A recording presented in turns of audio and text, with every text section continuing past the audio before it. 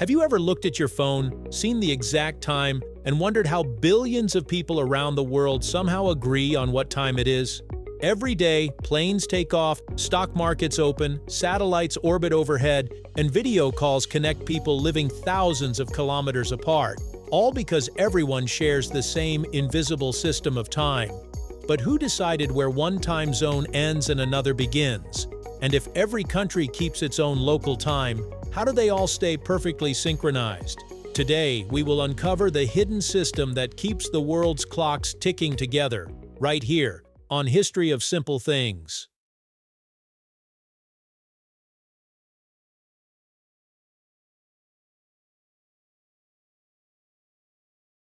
For most of human history, there was no such thing as a global time system. Every town simply used the sun.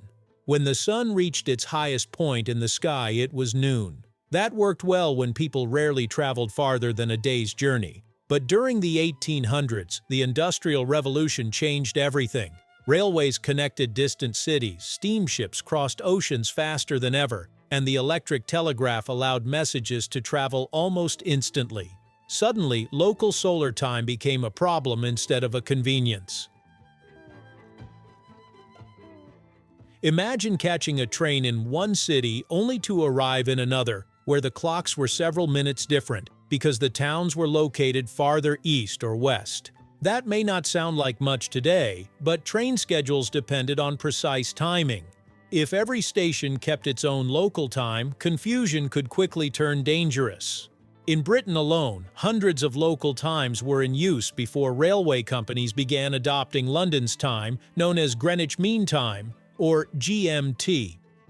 Other countries soon faced the same challenge.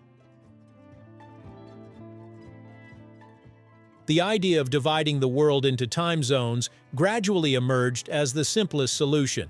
Since Earth rotates 360 degrees in about 24 hours, it turns roughly 15 degrees every hour. That meant the planet could be divided into 24 standard time zones, each representing 1 hour of Earth's rotation. It was an elegant idea, but getting countries to agree on it was another matter entirely. In 1884, representatives from 25 countries gathered in Washington, D.C. for the International Meridian Conference. Their goal was to choose a single reference point from which the world's longitude and time could be measured. After much discussion, they selected the Royal Observatory in Greenwich, England, as the location of the prime meridian, or 0 degrees longitude. From that point, time could be counted east and west across the globe. This decision gave rise to Greenwich Mean Time, which became the world's primary time reference for decades. Even then, time zones were never perfectly neat. Political borders, mountains, coastlines, and practical needs often mattered more than the ideal 15-degree divisions. That's why China, despite spanning nearly 5 geographical time zones, officially uses only one time zone across the entire country.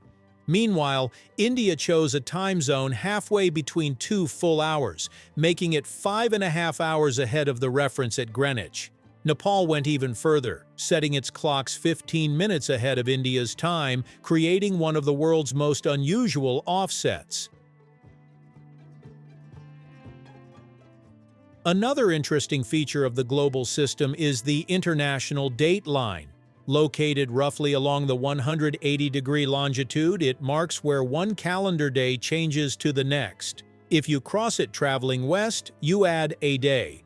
Travel east, and you subtract 1. That's why someone flying across the Pacific can celebrate New Year's Eve twice, or skip a birthday entirely, depending on which direction they travel. The line zigzags instead of following a perfectly straight path because several island nations wanted to keep their entire country on the same calendar day. But keeping the correct hour isn't enough. Every clock also needs to agree on the exact second. That became increasingly important as technology advanced. Telephone networks, financial markets, GPS navigation, internet servers, and power grids all depend on incredibly precise timing. Even an error of a fraction of a second can create problems for modern systems.